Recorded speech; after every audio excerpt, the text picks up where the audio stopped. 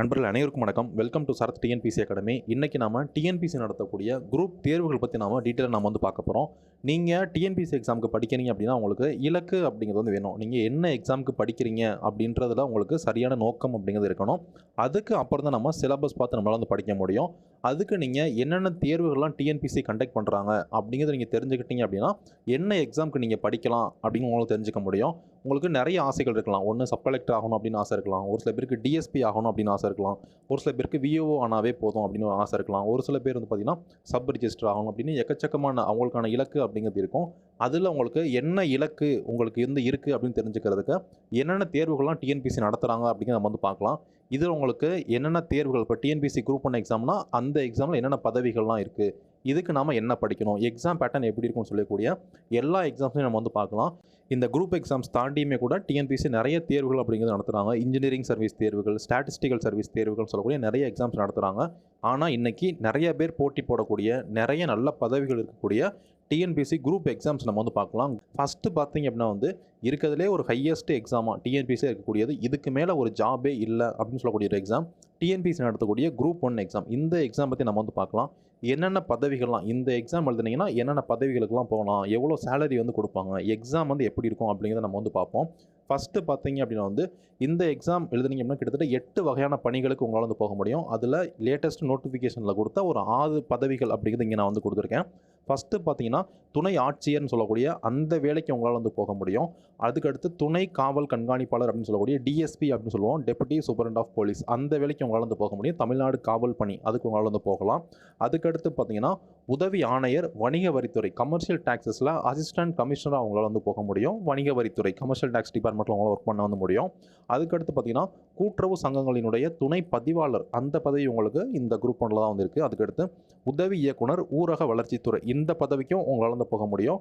மாவட்ட வேலைவாய்ப்பு அலுவலர் டிஸ்ட்ரிக்ட் எம்ப்ளாய்மெண்ட் ஆஃபீஸர் அப்படின்னு சொல்லுவாங்க, அந்த வேலைக்கும் உங்களால் போக முடியும்.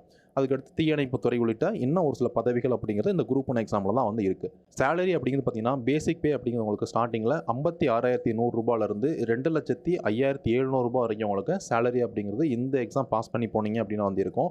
இந்த எக்ஸாம் பார்த்தீங்கன்னா 3 ஸ்டேஜஸ் நடக்கும். ஒன்று ப்ரிலிம்ஸ், இன்னொன்று மெயின்ஸ், இன்டர்வியூன்னு சொல்லக்கூடிய 3 ஸ்டேஜஸாக நடக்கும். ஃபஸ்ட்டு ப்ரிலிம்ஸ் எக்ஸாம் பார்த்தீங்க அப்படின்னா உங்களுக்கு மொத்தம் 200 கேள்விகள் அப்படிங்கிறது கேட்பாங்க. இந்த 200 கேள்விகளில் 175 கேள்விகள் உங்களுக்கு பொது அறிவிலேருந்து கேட்பாங்க. 25 கேள்விகள் உங்களுக்கு கணிதத்திலேருந்து கேட்பாங்க. அதுதான் இங்கேருந்து கொடுத்துருக்காங்க. 175 questions from general studies, 25 questions from maths, அதாவது ஆப்டிடியூட், அதுக்கடுத்து மென்டல் எபிலிட்டி, இதுலேருந்து கேள்விகள் அப்படிங்கிறது கேட்பாங்க. மொத்தம் 200 கேள்விகளுக்கு பார்த்தீங்கன்னா ஒரு கேள்விக்கு 1.5 மார்க்கு, 300 மார்க்கு இந்த எக்ஸாம் நடக்கும். கொஸ்டின் பேப்பர் அப்படின்னு பார்க்குறப்ப தமிழ்லையும் கொஸ்டின்ஸ் இருக்கும், இங்கிலீஷ்லையும் கொஸ்டின்ஸ் இருக்கும். நீங்கள் எந்த மொழியில் வேணாலும் நீங்கள் படித்து கண்டிப்பாக அந்த எக்ஸாம் எழுதிக்கலாம். இந்த ப்ரிலிம்ஸ் மார்க் உங்களுக்கு ஃபைனல் ரேங்கிங் எடுத்துக்க மாட்டாங்க. இந்த ப்ரிலிம்ஸில் நீங்கள் பாஸ் பண்ணீங்க அப்படின்னா போதும், மெயின்ஸ் எக்ஸாம் உங்களால் எழுத முடியும். இதுக்கு பார்த்தீங்க அப்படின்னா இந்த பொது அறிவில் பார்த்தீங்கன்னா உங்களுக்கு முக்கியமாக இருக்கக்கூடிய இந்த ஹிஸ்ட்ரி, ஜியோகிராஃபி, எக்கனாமிக்ஸ், என்விரான்மெண்ட்னு சொல்லக்கூடிய இந்த பாடங்கள்லேருந்து உங்களுக்கு கேள்விகள் அப்படிங்கிறது கேட்பாங்க. நீங்கள் ப்ரிலிம்ஸ் பாஸ் பண்ணிட்டீங்க அப்படின்னா நீங்கள் மெயின்ஸ்னு சொல்லக்கூடிய இந்த ஸ்டேஜுக்கு நீங்கள் வந்துடுவீங்க. மெயின்ஸில் பார்த்தீங்க அப்படின்னா தமிழ் எலிஜிபிலிட்டி பேப்பர்னு சொல்லக்கூடிய ஒரு பேப்பர் உங்களுக்கு வச்சுருக்காங்க. இதில் நீங்கள் ஜஸ்ட்டு பாஸ் பண்ணிங்கன்னா போதும். 100 மார்க்குக்கு எக்ஸாம் நடக்கும். 3 மணி நேரம் எக்ஸாம் நடக்கும். இதில் நீங்கள் 40 மார்க் மட்டுமே எடுத்து நீங்கள் பாஸ் பண்ணிட்டீங்க அப்படின்னா போதும், இந்த பேப்பர் நீங்கள் பாஸ் பண்ணிடுவீங்க. இதில் வாங்குகிற மார்க் உங்களுக்கு ஃபைனல் ரேங்கிங்க்கு எடுத்துக்க மாட்டாங்க. ஆனால் இதை நீங்கள் பாஸ் பண்ணால் மட்டும்தான் ரேங்கிங்க்கு எடுத்துக்கூடிய இந்த தாள்கள்லாம் அவங்களுக்கு திருத்துவாங்க. அப்படிங்கிறப்ப இந்த தமிழ் எலிஜிபிலிட்டி அது பேர்லேயே இருக்குது, தகுதி தாள் தான். இதை நீங்கள் பாஸ் பண்ணீங்க அப்படின்னா போதும். ரேங்கிங் எடுத்துக்கக்கூடிய இந்த 3 பேப்பர் நீங்கள் பார்த்தீங்க அப்படின்னா பொது அறிவிலேருந்து உங்களுக்கு கேள்வி கேட்பாங்க. 3 வகையான தலைப்பிலிருந்து ஒவ்வொரு தாளுமே இருக்கும். ஒவ்வொரு தாளும் 250 மார்க்குக்கு எக்ஸாம்ஸ் அப்படிங்கிறது நடக்கும். டோட்டலாக பார்த்தீங்கன்னா மெயின்ஸ் உங்களுக்கு 750 மார்க்குக்கு எக்ஸாம் அப்படிங்கிறது நடக்கும். இன்டர்வியூ உங்களுக்கு 100 மார்க்குக்கு நடக்கும். மொத்தம் பார்த்தீங்கன்னா 850 மார்க்குக்கு இந்த எக்ஸாம் நடக்கும். இந்த 850 மார்க்குக்கு நீங்கள் என்ன மார்க் வாங்குறீங்களோ அதை பொறுத்து உங்களுக்கு ரேங்கிங் அப்படிங்கிறது போடுவாங்க. நல்லா டாப் ரேங்க் வாங்கிட்டீங்க அப்படின்னா உங்களால் துணை ஆட்சியர் அவங்களால போக முடியும். அதே மாதிரி நீங்கள் காவல்துறைக்கு போகணும், யூனிஃபார்ம் சர்வீஸ்க்கு போகணும் அப்படின்னா உங்களால் அந்த டிஎஸ்பி வேலைக்கு உங்களால் போக முடியும். அந்தளவுக்கு ஒரு முக்கியமான பணியாக டிஎன்பிசி குரூப் 1 எக்ஸாம் அப்படிங்கிறது இருக்குது. அதுக்கடுத்து டிஎன்பிசி எக்ஸாமுக்கு அடுத்து டிகிரி படித்தவங்க அதிகமான பேர் எழுதுகிற எக்ஸாம் பார்த்தீங்க அப்படின்னா டிஎன்பிசி நடத்தக்கூடிய குரூப் 2, அதுக்கடுத்து குரூப் 2A எக்ஸாம். இந்த எக்ஸாம் எழுதுனீங்கன்னா தமிழகத்தில் கிட்டத்தட்ட 70க்கும் மேற்பட்ட நிறைய பணிகளுக்கு உங்களால் போக முடியும். அதில் முக்கியமான பணிகள் குரூப் 2க்கு கீழே வரக்கூடிய முக்கியமான பணிகள் இங்கே நான் கொடுத்துருக்கேன். இளநிலை வேலைவாய்ப்பு அலுவலர், அதாவது மாற்றுத்திறனாளி அல்லாதவர்கள் வேலைவாய்ப்பு மற்றும் பயிற்சித்துறை இந்த ஜாபுக்கு உங்களால் வந்து போக முடியும். நன்னடத்தை அலுவலர், சிறைகள் மற்றும் சீர்திருத்த பணிகள் துறை இந்த ஜாபுக்கு உங்களால் வந்து போக முடியும். சேலரி அப்படின்னு பார்க்குறப்ப உங்களுக்கு ஸ்டார்டிங்கில் லெவல் 18ல் உங்களுக்கு சேலரி அப்படிங்கிறது ஸ்டார்ட் ஆகும். 36,900 ரூபாயிலிருந்து 1,35,100 ரூபா வரைக்கும் உங்களுக்கு சேலரி அப்படிங்கிறது வந்து இந்த ஜாப்ஸ்க்கு வந்து இருக்குது. இன்னும் வேறு ஜாப்ஸ் பார்த்தீங்க அப்படின்னா வந்து உதவி ஆய்வாளர் இந்த ஜாபுக்கு உங்களால் வந்து போக முடியும். அதாவது தொழிலாளர் துறை இந்த ஜாபுக்கு உங்களால் வந்து போகலாம். அதுக்கடுத்து சார் பதிவாளர்னு சொல்லக்கூடிய இந்த ஜாபுக்கு உங்களால் வந்து போக முடியும். அதாவது பதிவுத்துறை சப் ரிஜிஸ்டர் அப்படின்னு சொல்லுவோம். இந்த ஜாபுக்கு உங்களால் வந்து போகலாம். அதுக்கடுத்து இளநிலை வேலைவாய்ப்பு அலுவலர் மாற்றுத்திறனாளிகள் மட்டும் இந்த ஜாபுக்கும் உங்களால் வந்து போக முடியும். வேலைவாய்ப்பு மற்றும் பயிற்சித்துறை. அதுக்கடுத்து சிறப்பு உதவியாளர் ஊழல் தடுப்பு மற்றும் கண்காணிப்புத்துறை இந்த ஜாபுக்கு உங்களால் வந்து போகலாம். அதுக்கடுத்து பார்த்தோன்னா தனிப்பிரிவு உதவியாளர், நுண்ணறிவு பிரிவு, காவல் ஆணையர் அலுவலகம் இந்த ஜாபுக்கு உங்களால் வந்து போகலாம். அதுக்கடுத்து பார்த்தீங்கன்னா வந்து அதே மாதிரி தனிப்பிரிவு உதவியாளர், குற்றப்புலனாய்வுத்துறை, தனிப்பிரிவு, மாநில நுண்ணறிவு பிரிவு சொல்லக்கூடிய இந்த ஜாபுக்கு உங்களால் வந்து போக முடியும். சேலரி அப்படின்னு பார்க்குறப்போ அதே சேலரி தான். இந்த எல்லா ஜாபுக்குமே பார்த்தீங்கன்னா 36,000 பேசிக் பே அப்படிங்கிறது 36,900 ரூபாயிலிருந்து 1,35,100 ரூபா வரைக்கும் உங்களுக்கு சேலரி அப்படிங்கிறது கொடுக்குறாங்க. இந்த எக்ஸாம் பார்த்தீங்கன்னா வந்து உங்களுக்கு ப்ரிலிம்ஸ், மெயின்ஸ், இன்டர்வியூன்னு சொல்லக்கூடிய 3 ஸ்டேஜில் வந்து நடக்கும். ஃபஸ்ட்டு ப்ரிலிம்ஸ் எக்ஸாம் பார்த்தீங்கன்னா உங்களுக்கு 100 கேள்விகள் உங்களுக்கு தமிழ்லேருந்து கேட்பாங்க. 75 கேள்விகள் உங்களுக்கு ஜிஎஸ் பொது அறிவிலிருந்து உங்களுக்கு கேட்பாங்க. 25 கேள்விகள் உங்களுக்கு மேக்ஸ்லேருந்து கேட்பாங்க. மொத்தம் 200 கேள்விகள் அப்படிங்கிறது இதில் வந்து கேட்பாங்க. இந்த ப்ரிலிம்ஸ் நீங்கள் பாஸ் பண்ணிங்கன்னா மட்டுமே வந்து போதும். இது உங்களுக்கு ஃபைனல் ரேங்கிங் எடுத்துக்க மாட்டாங்க. இந்த ப்ரிலிம்ஸ் நீங்கள் பாஸ் பண்ணிட்டீங்க அப்படின்னா வந்து மெயின்ஸ்னு சொல்லக்கூடிய இந்த ஸ்டேஜுக்கு நீங்கள் வந்து வருவீங்க. மெயின்ஸில் உங்களுக்கு கட்டாய தமிழ் மொழித்தாள் குரூப் 1 எக்ஸாம் மாதிரியுமே இதுலேயும் பார்த்தீங்கன்னா கட்டாய தமிழ் மொழி தகுதித்தாள் அப்படிங்கிறது இருக்கும். உங்களுக்கு 100 மார்க்குக்கு இந்த எக்ஸாம் வந்து நடக்கும். 3 மணி நேரம் வந்து நடக்கும். இந்த 100 மார்க்கில் நீங்கள் 40 மார்க் எடுத்து நீங்கள் பாஸ் பண்ணிட்டீங்கன்னா மட்டுமே வந்து போதும். உங்களுக்கு மெயின் பேப்பர் வந்து திருத்துவாங்க. இந்த தமிழில் வாங்குற மார்க் உங்களுக்கு ஃபைனல் ரேங்கிங் எடுத்துக்க மாட்டாங்க. பொது அறிவு தாள் அப்படின்னு ஒரு தாள் வந்து இருக்குது. 3 யூனிட்லேருந்து உங்களுக்கு கேள்விகள் கேட்பாங்க. இது உங்களுக்கு அதே மாதிரி 3 மணி நேரம் நடக்கும். 300 மார்க்குக்கு இந்த எக்ஸாம் வந்து நடக்கும். இதில் நீங்கள் எவ்வளோ மார்க் வாங்குறீங்களோ அதை பொறுத்து உங்களுக்கு ரேங்கிங் அப்படிங்கிறது கொடுப்பாங்க. உங்களுக்கு மெயின்ஸில் 300 மார்க் இருக்கும். அதுக்கடுத்து இன்டர்வியூ, அதுக்கடுத்து சான்றிதழ் சரிபார்ப்பு அதுக்கு ஒரு 40 மார்க், டோட்டல் 340 மார்க். இந்த மார்க்குக்கு நீங்கள் ஒரு நல்ல மார்க் வாங்கிட்டீங்க அப்படின்னா குரூப் 2, குரூப் 2A எக்ஸாம்ஸ் இந்த எக்ஸாமுக்கு உங்களால் வந்து போக முடியும். அதுக்கடுத்து முக்கியமான ஜாபாக இருக்கிறது பார்த்தீங்கன்னா டிஎன்பிஎஸ்சி நடத்தக்கூடிய குரூப் 3 எக்ஸாம். இந்த எக்ஸாம் எழுதுனீங்கன்னா கூட்டுறவு சங்கங்களினுடைய இளநிலை உதவியாளர் இந்த வேலைக்கு போக முடியும். கூட்டுறவு துறையில் உங்களால் வந்து போகலாம். அதுக்கடுத்து பண்டக காப்பாளர் கிரேட் 2 இந்த வேலைக்கும் உங்களால் வந்து போக முடியும். தமிழ்நாடு அமைச்சு பணியில் இந்த ஜாப் வந்து வருது. மேலே இருக்க ஜாப் வந்து பார்த்தீங்கன்னா தமிழ்நாடு கூட்டுறவு சார்நிலை பணி இந்த பணியில் உங்களுக்கு வந்து வருது. சேலரி அப்படின்னு பார்க்குறப்ப உங்களுக்கு லெவல் 10ல் உங்களுக்கு சேலரி அப்படிங்கிறது ஸ்டார்ட் ஆகுது. 20,600 ரூபாயிலிருந்து 75,900 ரூபாய் வரைக்கும் உங்களுக்கு சேலரி அப்படிங்கிறது இந்த ஜாப்ஸ் மூலிமா கொடுக்குறாங்க. இதுக்கு நீங்கள் 10th படிச்சிருந்தாவே போதும். குரூப் 3 எக்ஸாம் பொறுத்த வரைக்கும் 10th படிச்சிருந்தீங்க அப்படின்னா போதும். இந்த எக்ஸாம்ஸ் நீங்கள் வந்து எழுதலாம். இதுக்கு உங்களுக்கு சிலபஸ் அப்படின்னு பார்க்குறப்ப பார்த்தீங்கன்னா வந்து உங்களுக்கு தமிழ்லேருந்து உங்களுக்கு கேள்விகள் கேட்பாங்க. தமிழ்லேருந்து 100 கேள்வி கேட்பாங்க. பொது அறிவுலேருந்து 75 கேள்விகள் கேட்பாங்க. மேக்ஸ்லேருந்து 25 கேள்வி கேட்பாங்க. மொத்தம் வந்து 200 கேள்வி கேட்பாங்க. ஒரு கேள்விக்கு 1.5 மார்க்கு, மொத்தம் 300 மார்க்குக்கு இந்த எக்ஸாம்ஸ் வந்து நடக்கும். ஓகேங்களா? இதில் நீங்கள் நல்ல மார்க் வாங்கிட்டீங்க அப்படின்னா இந்த வேக்கன்சி பொறுத்து உங்களால் இந்த வேலைகளுக்கு உங்களால் வந்து போக முடியும். அதுக்கடுத்து குரூப் 4 எக்ஸாம் தமிழ்நாட்டில் நிறைய பேர் எழுதக்கூடிய டிஎன்பிஎஸ்சி எக்ஸாம் வந்து பார்த்தீங்கன்னா டிஎன்பிஎஸ்சி நடத்தக்கூடிய குரூப் 4 எக்ஸாம் கிட்டத்தட்ட 25-30 லட்சம் பேர் வந்து இந்த எக்ஸாம் வந்து அப்ளை பண்ணுவாங்க. இதில் உங்களுக்கு ஃபஸ்ட்டு இந்த குரூப் 4ல் ஒரு நல்ல ஜாபாக நிறைய பேர் ப்ரிஃபர் பண்ணுற ஜாபாக இருக்குது பார்த்தீங்கன்னா கிராம நிர்வாக அலுவலர் விஏஓ அப்படின்னு சொல்லுவோம். அந்த ஜாப் உங்களுக்கு குரூப் 4ல் தான் வந்து இருக்குது. அதுக்கடுத்து இளநிலை உதவியாளர் பிணையமற்றதுன்னு சொல்லக்கூடியது இளநிலை உதவியாளர் அதாவது ஜூனியர் அசிஸ்டன்ட் பிணையம் இது ரெண்டுமே வந்து உங்களுக்கு இதில் தான் வந்துருக்கு. சேலரி அப்படின்னு பார்க்குறப்ப 19,500 ரூபாயிலிருந்து 71,900 ரூபாய் வரைக்கும் அதாவது லெவல் 8ல் சேலரி அப்படிங்கிறது ஸ்டார்ட் ஆகுது. இன்னும் நிறைய ஜாப்ஸ் உங்களுக்கு இந்த குரூப் 4லேயுமே வந்து இருக்குது. வரி தண்டலர் நிலை 1 இது இருக்குது. தட்டச்சர்னு சொல்லக்கூடிய டைப்பிஸ்ட் ஜாப் வந்து இருக்குது. சுருக்கெழுத்து தட்டச்சர்னு சொல்லக்கூடிய இந்த ஜாப் வந்து இருக்குது. இந்த சுருக்கெழுத்து தட்டச்சர் இதுக்கு மட்டும் பார்த்தீங்கன்னா உங்களுக்கு சேலரி அப்படிங்கிறது நிலை 10 அதாவது லெவல் 10ல் வந்து ஸ்டார்ட் ஆகும். அதாவது 20,600 ரூபாயிலிருந்து 75,900 ரூபாய் வரைக்கும் உங்களுக்கு சேலரி அப்படிங்கிறது இருக்கும். அதுக்கடுத்து பண்டக காப்பாளர்னு சொல்லக்கூடிய இந்த ஜாப் உங்களுக்கு வந்து இருக்குது. ஸோ தமிழக விருந்தினர் மாளிகை உதகமண்டலம் இங்கே இந்த ஜாப் வந்து இருக்கும். ஸோ இந்த ஜாப்லாம் வந்து இந்த குரூப் 4ல் வந்து இருக்குது. குரூப் 4 பொறுத்த வரைக்கும் சிலபஸ் அப்படின்னு பார்த்தீங்கன்னா வந்து ப்ரிலிம்ஸ் மட்டும் தான் இருக்குது. ப்ரிலிம்ஸ் பொறுத்த வரைக்கும் குரூப் 3 எக்ஸாம் மாதிரி தான் அந்த குரூப் 4 எக்ஸாமுக்கு வந்து கேட்பாங்க. உங்களுக்கு தமிழ்லேருந்து 100 கேள்விகள் கேட்பாங்க. பொது அறிவிலேருந்து 75 கேள்விகள் கேட்பாங்க.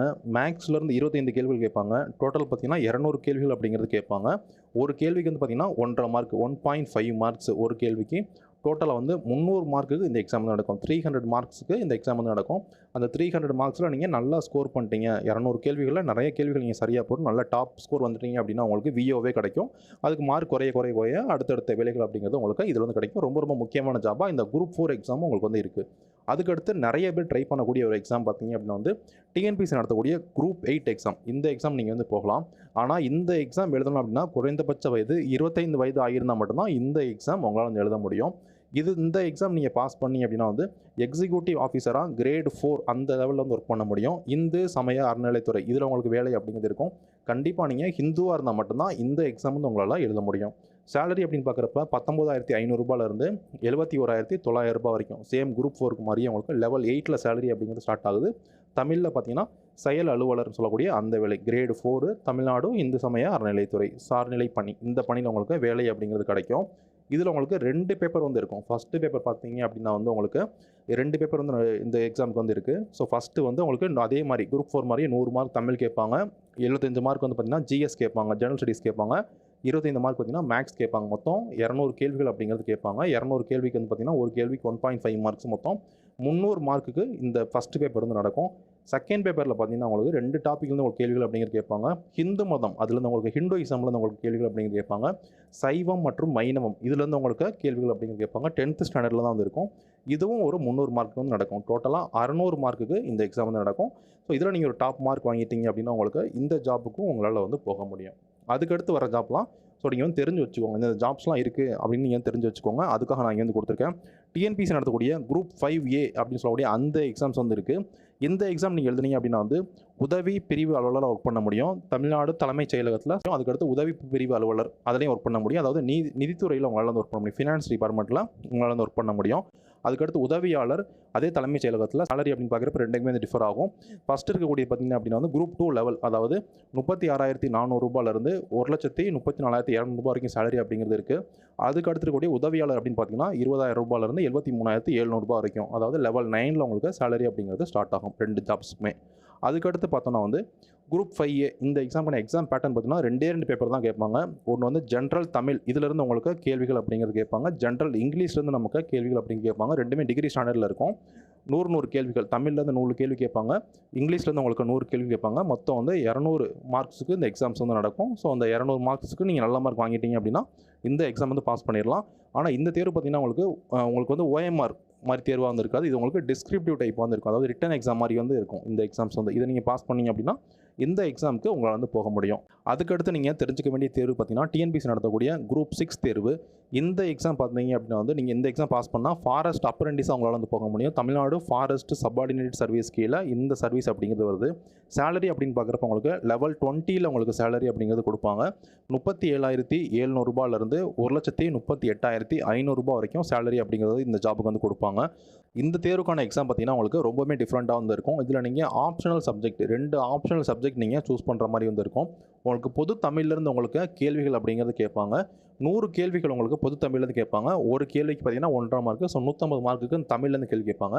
தமிழில் வாங்குற மார்க் பார்த்தீங்கன்னா வந்து ஜஸ்ட்டு தகுதித்தாள் தான். இது நீங்கள் பாஸ் பண்ணீங்க, தமிழில் நீங்கள் பாஸ் பண்ணால் மட்டும் போதும். மிச்ச பேப்பர்லாம் உங்களுக்கு திருத்த ஆரம்பிச்சிருவாங்க. இதில் உங்களுக்கு ஜென்ரல் ஸ்டடீஸ்லேருந்து உங்களுக்கு கேள்விகள் அப்படிங்கிறது கேட்பாங்க. அதுக்கடுத்து மேக்ஸ்லேருந்து உங்களுக்கு கேள்விகள் அப்படிங்கிறது கேட்பாங்க. ஜென்ரல் ஸ்டடீஸ்லேருந்து 75 கேள்விகள் கேட்பாங்க. மேக்ஸ்லேருந்து 25 கேள்விகள் கேட்பாங்க. மொத்தம் 100 கேள்விகள் கேட்பாங்க. ஒரு கேள்விக்கு 1.5 மார்க்கு. ஸோ 150 மார்க்குக்கு இந்த பேப்பர் வந்து நடக்கும். ஓகேங்களா? இதில் எடுக்கிற நீங்கள் 150 மார்க் எடுத்துக்கோங்க. அதுக்கடுத்து பார்த்தீங்கன்னா வந்து ஆப்ஷனல்ஸ் 2 ஆப்ஷனல் நீங்கள் சூஸ் பண்ணுற மாதிரி இருக்கும். ஆல்ரெடி 150 மார்க் நம்ம சொல்லியிருந்தோம். ப்ளஸ் ஒவ்வொரு ஆப்ஷனலுக்கும் 300 மார்க்கு. மொத்தம் வந்து 2 ஆப்ஷனல் நீங்கள் வந்து சூஸ் பண்ணணும். அதுக்கடுத்து இன்டர்வியூவில் ஒரு 100 மார்க்கு. டோட்டலாக கூட்டினீங்க அப்படின்னா 850 மார்க்குக்கு மெயின்ஸ், அதுக்கடுத்து இன்டர்வியூ ரெண்டுமே நடக்கும். 100 மார்க்கு இன்டர்வியூ அப்படிங்கிறது நடக்கும். ஸோ இந்த 850 மார்க்கில் நீங்கள் ஒரு டாப் மார்க் வாங்கினீங்க அப்படின்னா இந்த குரூப் 6 எக்ஸாம் பாஸ் ஆகி நீங்கள் ஃபாரஸ்ட் அப்ரெண்டிஸ் அந்த இதுக்கு உங்களால் வந்து போக முடியும். அந்த பணிக்கு உங்களால் வந்து போகலாம். அதுக்கடுத்து குரூப் 7Aன்னு சொல்லக்கூடிய இந்த பணி பார்த்தீங்க அப்படின்னா வந்து இதுவுமே இந்து சமய அறநிலைத்துறை அதுக்கு கீழே தான் வருது. செயல் அலுவலர் நிலை 1 இந்த ஜாப்க்கு உங்களால் வந்து போகலாம். இதுக்கு சேலரி அப்படின்னு பார்க்குறப்ப உங்களுக்கு லெவல் 20லேருந்து உங்களுக்கு சேலரி அப்படிங்கிறது ஸ்டார்ட் ஆகும். 37,700 1,19,500 வரைக்கும் உங்களுக்கு சேலரி அப்படிங்கிறது இந்த ஜாப்க்கு வந்து கொடுக்குறாங்க. இந்த ஜாப்க்கு நீங்கள் போகணும் அப்படின்னா கண்டிப்பாக நீங்கள் இந்த டிகிரிஸ் மட்டும்தான் படிச்சிருக்கணும். ஒன்று நீங்கள் ஆர்ட்ஸ் படிச்சிருக்கணும், இல்லைனா சயின்ஸ் படிச்சிருக்கணும், இல்லைனா காமர்ஸ் படிச்சிருக்கணும். அது மட்டும் இல்லாமல் நீங்கள் லா வந்து நீங்கள் கண்டிப்பாக படிச்சிருக்கணும். ஏதாவது ஒரு பல்கலைக்கழகத்தில் இருந்தோ இல்லை கல்லூரிகளில் இருந்தோ நீங்கள் லா டிகிரி கண்டிப்பாக வாங்கியிருந்திருக்கணும். அப்படி வாங்கியிருந்தீங்க அப்படின்னா இந்த எக்ஸாம் உங்களால் எழுத முடியும். இது உங்களுக்கு இதுவுமே இந்த எக்ஸாம் பார்த்தீங்க அப்படின்னா உங்களுக்கு தமிழ் அப்படிங்கிறது ஒரு கட்டாயத்தாளம் மட்டும்தான் இருக்குது. உங்களுக்கு 100 கேள்விகள் அப்படிங்கிறது கேட்பாங்க. அந்த 100 கேள்விகளில் நீங்கள் தமிழில் வந்து ஜஸ்ட்டு பாஸ் பண்ணீங்க அப்படின்னா மட்டுமே வந்து போதும். அதுக்கடுத்து தாள் 1 ஃபஸ்ட்டு பேப்பர் பார்த்தீங்க அப்படின்னா வந்து உங்களுக்கு பொது அறிவிலேருந்து கேள்வி கேட்பாங்க. அதுக்கடுத்து மேக்ஸ்லேருந்து உங்களுக்கு கேள்விகள் அப்படிங்கிறது கேட்பாங்க. 100 கேள்வி கேட்பாங்க. 150 மார்க்குக்கு அந்த எக்ஸாம் வந்து நடக்கும்.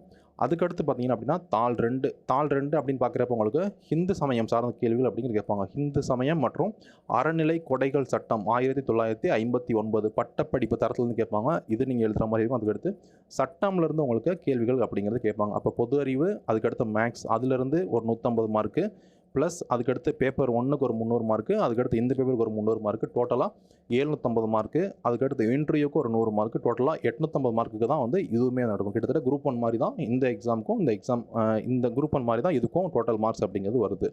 அதுக்கடுத்து இருக்க எக்ஸாம் டிஎன்பிசி நடத்தக்கூடிய குரூப் 7Bன்னு சொல்லக்கூடிய இந்த தேர்வு எழுதுனீங்க அப்படின்னா வந்து எக்ஸிக்யூட்டிவ் ஆஃபீஸர் கிரேட் 3ன்னு சொல்லக்கூடிய இந்த பணிக்கு உங்களால் வந்து போக முடியும். இந்து சமய அறநிலைத்துறை அதுக்கு கீழே தான் இந்த ஜாபும் வந்து வருது. உங்களுக்கான சேலரி அப்படின்னு பார்க்குறப்ப லெவல் 10ல் உங்களுக்கு சேலரி அப்படிங்கிறது ஸ்டார்ட் ஆகும். 20,600 ரூபாயிலிருந்து 75,900 ரூபாய் வரைக்கும் உங்களுக்கு சேலரி அப்படிங்கிறது இந்த ஜாப்ஸில் உங்களுக்கு வந்து கொடுப்பாங்க. இந்த தேர்வு பார்த்தீங்க அப்படின்னாலுமே கூட உங்களுக்கு குரூப் 8 எக்ஸாம் மாதிரியே தான் இந்த எக்ஸாம் வந்து நடக்கும். ஃபஸ்ட்டு பார்த்தீங்கன்னா வந்து இதில் 2 பேப்பர் வந்து இருக்குது. காலையில் ஒரு பேப்பர் எழுதுவீங்க, மதியம் ஒரு பேப்பர் வந்து நீங்கள் வந்து எழுதுவீங்க. ஃபஸ்ட்டு காலையில் நடக்கிற பேப்பரில் பார்த்தீங்கன்னா ஃபஸ்ட்டு வந்து உங்களுக்கு தமிழ்லேருந்து 100 கேள்விகள் கேட்பாங்க, பொது அறிவிலேருந்து 75 கேள்விகள் கேட்பாங்க, மேக்ஸ்லேருந்து 25 கேள்விகள் அப்படிங்கிறது கேட்பாங்க. மொத்தம் 200 கேள்விகள் கேட்பாங்க. ஒரு கேள்விக்கு 1.5 மார்க்கு. ஸோ 300 மார்க்குக்கு காலையில் உள்ள எக்ஸாம் அப்படிங்கிறது நடக்கும். 300 மார்க்குக்கு காலையில் உள்ள எக்ஸாம் வந்து நடக்கும். அதுக்கடுத்து மதியம் பார்த்தீங்க அப்படின்னா வந்து ஹிந்து மதம் இதுலேருந்து கேள்வி கேட்பாங்க. அதுக்கடுத்து சைவம் மற்றும் வைணவம் இதுலேருந்து உங்களுக்கு கேள்விகள் அப்படிங்கிறது கேட்பாங்க. ஸோ இதுக்கு ஒரு 300 மார்க், டோட்டலாக 600 மார்க். இந்த 600 மார்க்குக்கு நீங்கள் ஒரு நல்ல டாப் மார்க் வாங்கிட்டீங்க அப்படின்னா இந்த எக்ஸாமுக்கு வந்து போக முடியும். ஸோ இதுதான் வந்து டிஎன்பிசியில் இருக்கக்கூடிய முக்கியமான குரூப் எக்ஸாம்ஸ். இதை நீங்கள் தெரிஞ்சுக்கோங்க. இதில் உங்களுக்கு என்ன பணிக்கு வந்து போகணும், நீங்கள் என்ன எக்ஸாமுக்கு ப்ரிப்பரேஷன் வந்து பண்ணுறீங்க அப்படிங்கிறத நீங்கள் வந்து சொல்லுங்கள். ஸோ பேசிக்ஸ் பொறுத்து அந்த ஜென்ரல் ஸ்டடீஸ்லாம் பார்த்தீங்கன்னா ஜென்ரல் ஸ்டடீஸ்ன்னு இருக்கு இல்லைங்களா, பொது அறிவுலாம் பார்த்தீங்க அப்படின்னா வந்து எல்லா எக்ஸாமுக்குமே வந்து சேம் தான். அதே மாதிரி மேக்ஸ் ஆப்டிடியூட் பொறுத்த வரைக்கும் உங்களுக்கு எல்லா எக்ஸாமுக்கும் வந்து சேம் தான். நீங்கள் நல்லா ஹை லெவல் எக்ஸாமுக்கு நீங்கள் ஒரு முறை நல்லா படிச்சிட்டிங்க, ஸ்கூல் புக்ஸ்லாம் நீங்கள் நல்லா தரவு பண்ணிட்டீங்க அப்படின்னாவே வந்து போதும். எல்லா எக்ஸாமே நீங்கள் எக்ஸாம்லாம் பார்க்க வேணாம். எல்லா எக்ஸாமே குரூப் 1லேருந்து இந்த குரூப் 7B வரைக்கும் எல்லா எக்ஸாமே எழுதி உங்களால் வந்து பாஸ் பண்ண வந்து முடியும். ஸோ நீங்கள் கன்சிஸ்டன்சியாக தொடர்ந்து வந்து படிங்க. நீங்கள் என்ன எக்ஸாமுக்கு போக ஆசைப்பட்றீங்க, உங்களுடைய கனவான எக்ஸாம் என்ன, எந்த எக்ஸாமுக்கு நீங்கள் ப்ரிப்பரேஷன் பண்ணுறீங்க அப்படிங்கிறத நீங்கள் வந்து கமெண்ட் பண்ணுங்கள். உங்களுக்கு இந்த காணொலியில் சந்தேகம் இருக்குது அப்படின்னா நீங்கள் வந்து சொல்லுங்கள். நம்மளுடைய Telegram channel Sarath TNPSC academy Telegram channel இருக்குது. இதில் நீங்கள் வந்து ஜாயின் பண்ணிக்கோங்க. லிங்க் உங்களுக்கு டிஸ்கிரிப்ஷனில் இருக்குது. உங்களுக்கு சந்தேகங்கள் இருக்குது, என்கிட்ட ஏதாச்சும் கேட்கணும் அப்படின்னா நீங்கள் இன்ஸ்டாகிராமில் எனக்கு மெசேஜ் பண்ணுங்கள். அதே சேம் இதுதான் சரத் டிஎன்பிசி அகாடமி இன்ஸ்டாகிராமில் வந்துருக்கு. அதையுமே நீங்கள் ஃபாலோ பண்ணிக்கோங்க. எனக்கு மெசேஜ் வேணும்னாலும் நீங்கள் பண்ணுங்கள். ஏதாவது சந்தேகம் இருக்குது அப்படின்னா நீங்கள் வந்து கமெண்ட் பண்ணுங்கள். Thank you friends.